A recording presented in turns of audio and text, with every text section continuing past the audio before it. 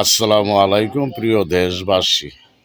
জামাতের আমির ডাক্তার শফিক বলছে যে ইসলাম কারো করুণা পাত্র নয়।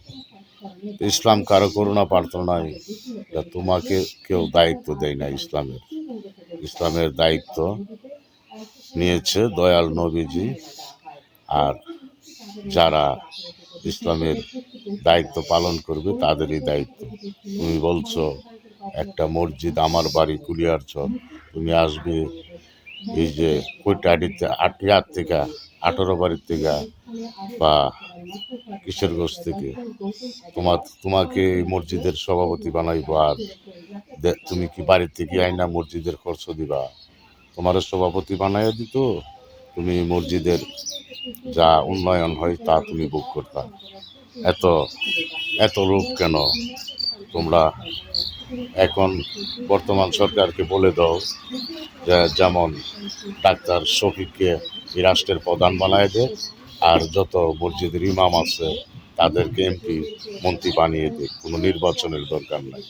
যেসব আলোচনা করো, মনে করো এই বিশ্ব তোমরা জয় করেছো জামাতে, না?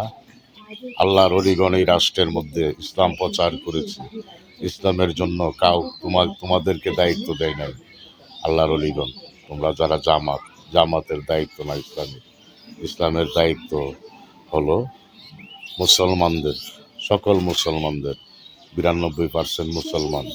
একটা মসজিদের ইমাম এলাকার যারা প্রভাবশালী তাদেরকে দেওয়া হয় মসজিদের যে কোনো কাজের জন্য, সে কিছু অর্থ দিতে পারে মসজিদের কাজে লাগার জন্য। আর তোমরা দাবি করছো মসজিদের সভাপতি, কমিটির মধ্যে সভাপতি মসজিদের ইমামদের দিত না। কই থেকে এসেছো তুমি? কোথায় তোমার বাড়ি? তোমার বাড়ি কোথায়? তোমাকে এই মসজিদের ইমাম দিবে না? ফরমানের দলবল। সময় আছে, ভালো হয়ে যাও, এখনো সময় আছে।